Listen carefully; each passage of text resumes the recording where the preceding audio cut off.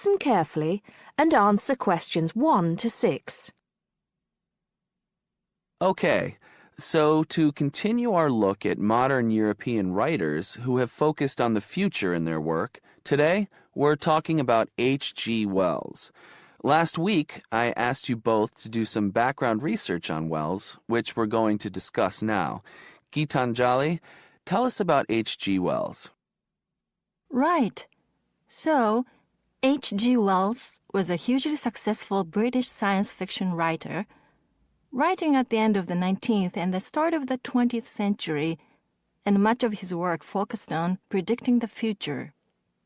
Jason, do you think Wells was just using the future as a narrative device in his fiction? No. He really believed we can predict the future. In fact, he gave a speech at the Royal Institution in London in 1902 called The Discovery of the Future. And the point he was making was that by looking at what you know about the present and about science, it's quite possible to predict the future. Indeed. Gitanjali, do you think Wells was always optimistic in his predictions? Not at all. In fact, he varied in his predictions from being extremely pessimistic about the future to being optimistic. Interestingly, one theory I read links the attitude in Wells's work to his own health. When he was writing The Time Machine, which was published in 1895, he'd just been diagnosed with an incurable fatal disease. Not surprisingly, the book is very pessimistic, being about a dystopia in the future, a long time in the future, the year 802-701 in fact, where there are 2 races on Earth, the Morlocks and the Eloi, and the Morlocks actually eat the Eloi. I thought it was interesting, though, that it was H.G. Wells who actually came up with the phrase time machine. So despite being pessimistic, the work has had a lasting effect on our culture. Right. After The Time Machine, though, H.G. Wells didn't die, of course, and his recovery might be why he began to be a bit more optimistic about the future. So that brings us to his first utopia, Anticipations. Jason, tell us about that.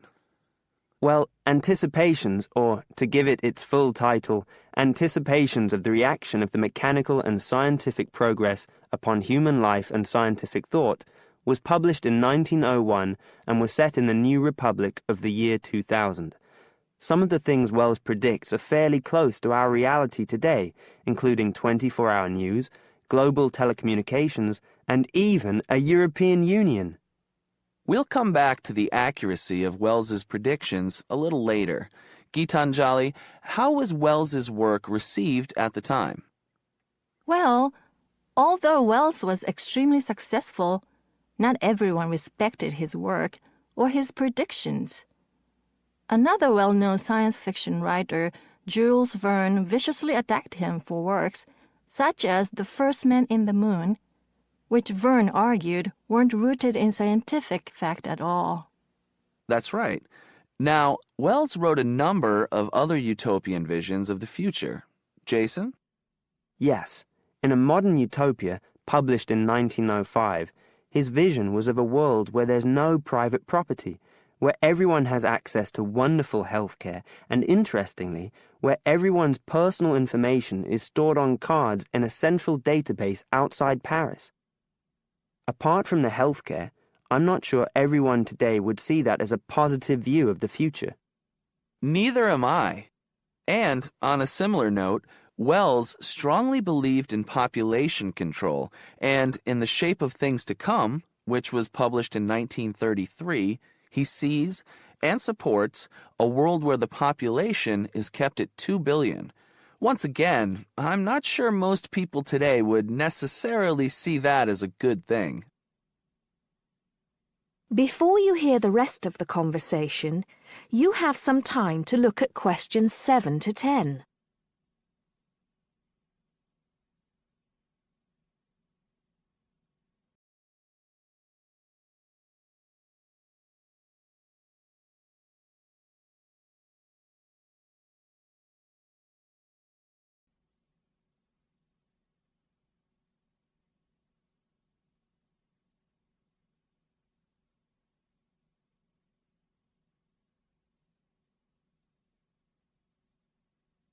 Now listen and answer questions 7 to 10.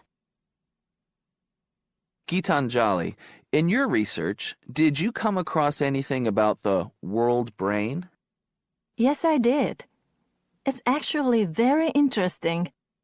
Throughout the 1930s, Wells predicted and supported the setting up of a huge world encyclopedia. And towards the end of the decade, in 1938, he wrote a series of essays called World Brain. In these essays, he called for the world to make use of modern technology to create an enormous global encyclopedia so that all our knowledge is available to all people, not just an educated elite. Wells envisioned this as probably being on microfilm. He thought it would allow anyone, anywhere in the world, to look at any book or any document. He also thought it would be created by everyone, once again, not just by an elite. Yes, and as you can imagine, many people today say that the internet has basically fulfilled his prediction. Of course, it doesn't use microfilm, but essentially, it does meet all Wells's main requirements. That is the end of part 1. You now have half a minute to check your answers.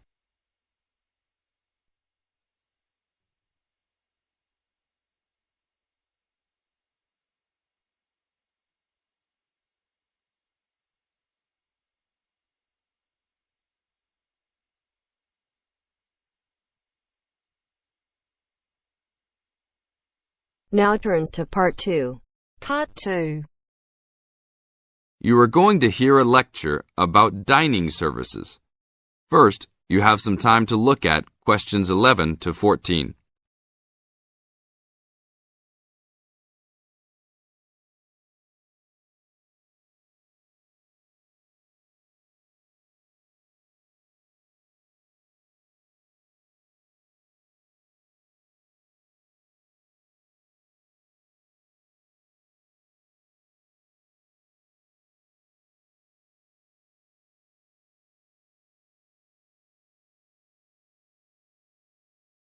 Now listen to the tape and answer questions 11 to 14.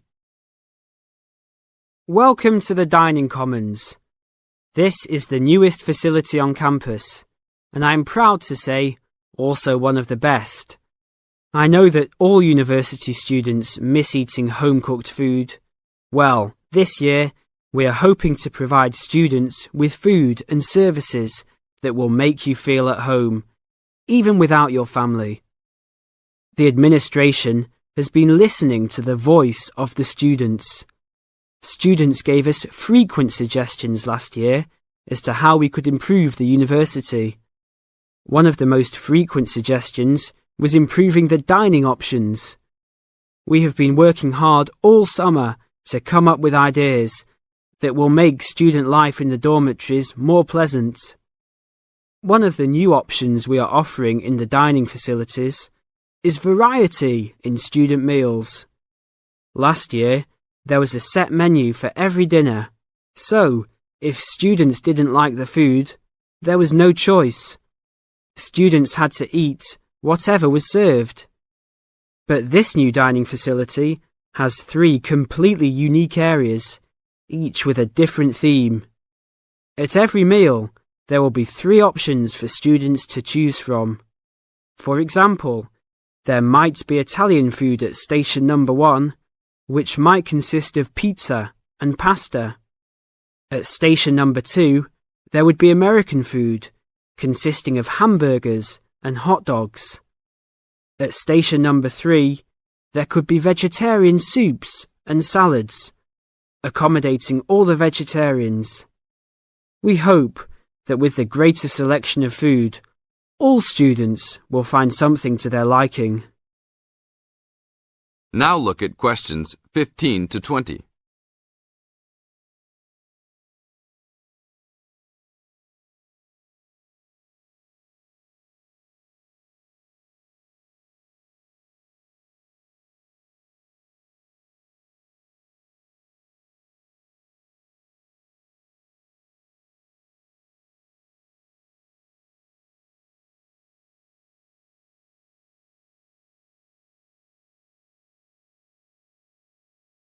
Now listen to the tape and answer questions 15 to 20.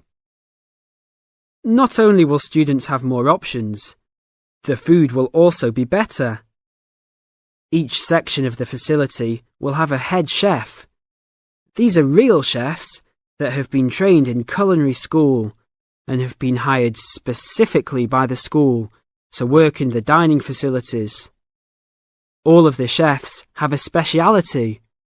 The school is hoping that these chefs will prepare better tasting and more nutritious food. Every student will be able to make suggestions and also give their input as to which menus taste better. Last year, many students complained that the dining facilities didn't have very convenient hours. This year, we hope to change that. We will open for breakfast at 6 a.m. to accommodate all the early risers. In the evenings, we will open until midnight for all the students that like to go for a late-night snack. The afternoons will still remain closed, but we will have a student store open that will provide all students with drinks and fruit. The student store will be open every day from 2 p.m. to 5 p.m. Every student that has paid full tuition and dormitory fees has already paid for their dining facility fees. Students can eat at any time and in any amount for free. If you are a student that does not live in a dormitory, you can still purchase a dining facility card. This card will entitle you to the full services of the dining facility. This card is available only for students and is not open to the general public. If you are not a student and wish to dine here, you must purchase meals at the door. There are a few rules to follow. Even though we do not limit the amount of food that can be taken, we do not want students to waste food. Please do not take more than you can eat. Also, every student must clean his or her own trays and plates. We will provide plates and trays for student use, but please do not abuse these items. Please do not leave your plates on the tables. Your parents are not here to clean up after you anymore, so I hope all students will be responsible. Thank you for your attention and enjoy the upcoming year. That is the end of part 2. You now have half a minute to check your answers.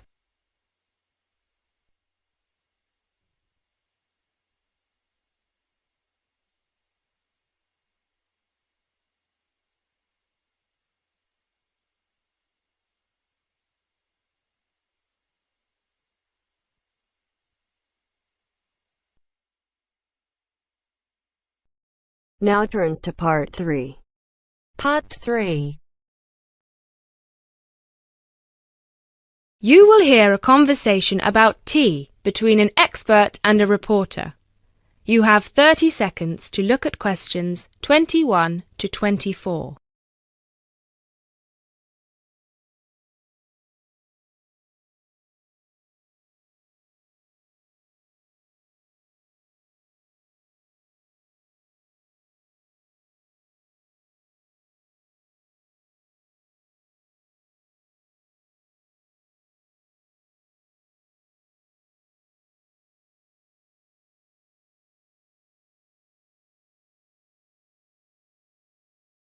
Hi, Jacob. Thank you so much for coming along today. It's my pleasure. I'm very intrigued about what a tea meditation entails exactly. Well, it's very simple, really. I think the first thing you need to keep in mind is that it is mostly about leaving everything that you have been thinking or worrying about today to one side. Really focus on the present moment. It sounds great. I certainly don't know very much about tea, and I'm keen to get started. But before you go into more detail, can I ask you what your favourite kind of tea is? Well, I think the kind of tea we are going to have today is my favourite. It is pu'er tea from Yunnan province in southern China. What makes this tea special?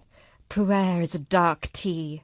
The regions of Yunnan, the north of Vietnam and Laos, have one of the best climates for growing tea in the world. Pu'er is a post-fermented tea. Oh, what is a post-fermented tea exactly? It is a tea that has undergone a period of aging in the open air. They age the tea for days, even years. The exposure to humidity and oxygen help to oxidize the tea leaves and encourage fermentation. This changes the smell of the tea and also removes a lot of bitterness from the taste. It sounds similar to the process of aging wine. The process is different, but the effect of aging on the taste is certainly similar. Does this mean the tea can be quite expensive? Absolutely. It can be very expensive. The tea is usually pressed into balls or cakes and sold. At one time, only tea enthusiasts cared about buying these cakes, but now many people have realized that they are an investment, and so buy them like they would buy gold, because the price goes up a lot over time. Before you hear the rest of the talk, you have some time to look at questions 25 to 30.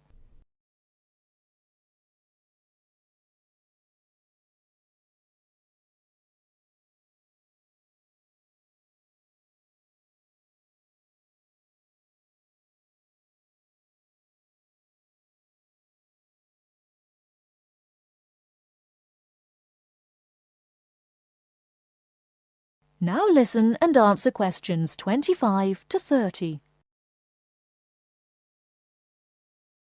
So now I want you to focus on clearing your mind of anything other than this present moment. Let go of any concerns. Okay, one slight problem. I will need to record our conversation, and I will need to take notes for the article. I plan to write about this for my newspaper. Is that okay? Oh yes, of course. Whatever you need. Thank you. I'll try to keep my notes to a minimum. Good. So, where was I? Oh yes, I think very few people really appreciate the complexity and variety of tea that exists in the world. Right. Most people are maybe like me and just use tea bags. Exactly. And with a tea bag, the tea is trapped inside and cannot move around freely. You can really taste the difference drinking a brewed tea that was free to move around through all the water. So, do you ever use tea bags? Never. There are many different kinds of tea: white, yellow, black, green, oolong, matcha, herbal, and many others. Each one has its own unique properties. To fully experience what each tea has to offer, you must brew it in the correct way. I also believe in only drinking tea that is picked and sorted by hand, rather than using mechanical processes. Although it takes more time, the tea made by hand is so much better that it leads to an increase in the tea's sales. But in that case, surely if there is more interest in the tea, and with the time-intensive farming process, this means there could be shortages because the demand is higher than the ability to produce it. There were shortages for a while, but then an artificial fermentation process was developed in the 1970s, which helped to speed up the fermentation times. As I mentioned, this process has an aging effect on the taste of pu'er tea that is very similar to the effect on the taste of wine that you get from that fermentation process, though for pu'er tea today, we're talking about that artificial process. How can they do this artificially? The farmers gather the tea leaves into a big pile, then cover it with a large sheet or tarp. They spray water on the tea every now and then, and therefore fermentation happens faster. Usually, the tea is left for 30, 45, 60, or even 90 days still. The farmer will check the tea every few days, and just by the feel of the tea, he knows whether it is ready or if it needs more time. Wow. That sounds like a fascinating process. I never realised that there was such a science behind producing tea. Well, now you are ready for the best part, the tasting of it. That sounds like a very good idea to me. So what I will do now is boil the water, and we can begin our meditation. What does that entail? We need to focus on only two things. The first is your mind and body. Forget everything that you have been worrying about today. Forget about what you have to do later on or what somebody said to you earlier. Focus on your breathing and on how your body feels. If you have aches and pains, acknowledge them. Pinpoint where there is tension in your body and try to release it. Oh, yes, I can really feel tension in my shoulders. Let it go. Close your eyes if that helps. Take deep breaths in and out. Soon we will drink the tea. When you drink it, think about the taste and how it feels on your tongue. Is it easy to swallow the tea, or do you need to gulp it? Can you brew the tea leaves more than once? Oh yes, you can brew some teas more than 10 times. Now we will shift to noble silence, focusing only on ourselves and the tea. Enjoy.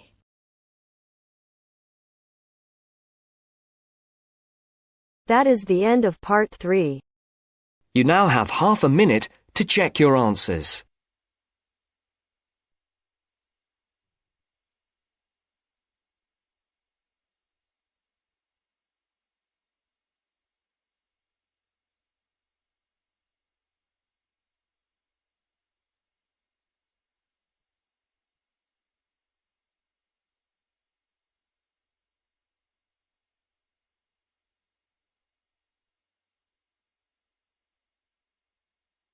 Now turns to part 4. Part 4. You are going to hear a lecturer giving a talk about whale migration. First, you have some time to look at questions 31 to 40.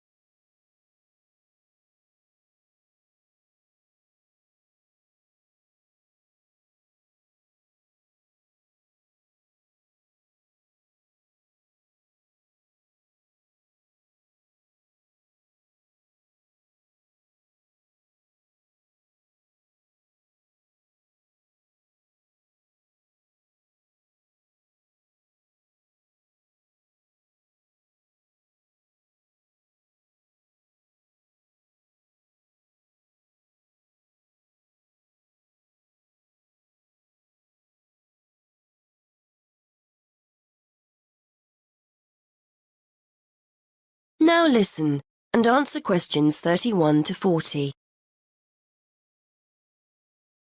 Today we're going to continue our investigation into the use of technology in plotting oceanographic migratory patterns.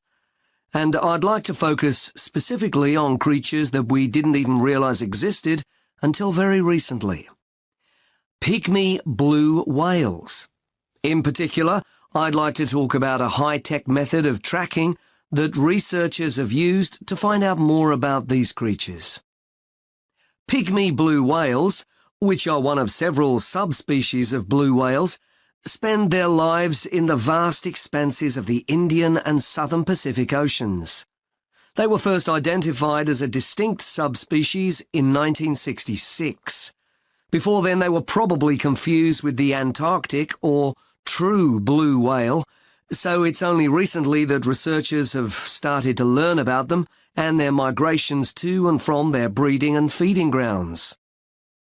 Scientists are interested in pygmy blue whales because, although they are a very mobile subspecies, very little is known about their movements and their populations.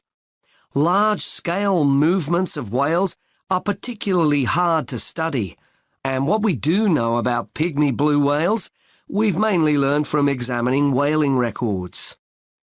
There are several populations of pygmy blue whales in the southern hemisphere and 2 main feeding grounds off southern and western Australia.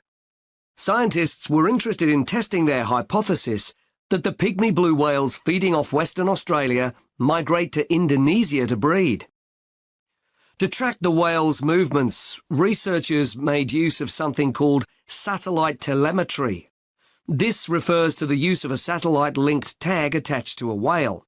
When the antenna on the whale breaks the surface of the water, the tag communicates with a satellite system. The location of the whale can be determined when multiple satellites receive the tag's transmissions, much like how the navigation system works on a mobile phone. Researchers receive this location data in almost real time via the project website, which allows them to track the movement of the tagged whale from many miles away. The use of these tags has enabled researchers to discover that pygmy blue whales do indeed travel northwards from the west coast of Australia in March and April, reaching the warmer breeding grounds of Indonesia in June. They remain there until September, at which time they then return to Australian waters. In addition to identifying the migratory pattern of this particular population of pygmy whales, research has also shone new light on the whales' feeding patterns. It's usually assumed that whales go without food outside of the summer, when they leave their feeding grounds. But interestingly, the pygmy blue whales studied travel from productive feeding grounds off Western Australia to productive areas in Indonesia, and therefore probably still have the opportunity to feed whilst they're in their breeding grounds. It is hoped that mapping the migratory movements of the pygmy whales will help conservation efforts for these endangered animals, and the study has enabled researchers to identify specific conservation issues. For example, the migratory routes of pygmy blue whales correspond closely with shipping routes. Consequently, researchers are keen to monitor whether this has any negative effects on the whale's behaviour. Baleen whales, these are whales that use filters to feed, not teeth, use sounds to communicate and to gain information about their environment. Clearly, as pygmy blue whale movements correspond to shipping routes, there is potential for the noise generated by ships to affect communication and hence social encounters and feeding. Previously, researchers could only hypothesize that pygmy blue whales occupying Western Australian waters travelled into Indonesian waters. Now that this hypothesis has been borne out by evidence, conservation efforts can be undertaken in a wider area than just Australian waters. However, scientists aren't stopping here. A question mark still remains over the movements of the pygmy blue whales that utilise the feeding grounds further south, off the southern coast of Australia. Genetic evidence indicates that there is a mixing taking place between the population of whales in the feeding grounds of Western Australia and the population further south. Researchers are keen to discover whether the pygmy whales from the southern feeding grounds follow a similar migration route to those from the west coast, or whether they migrate to the subtropical region to the south of Australia. As a result, there are plans to tag the pygmy blue whales further south in order to find out whether they move through the same areas as the western population and are therefore exposed to the same risks. That is the end of part 4. You now have half a minute to check your answers.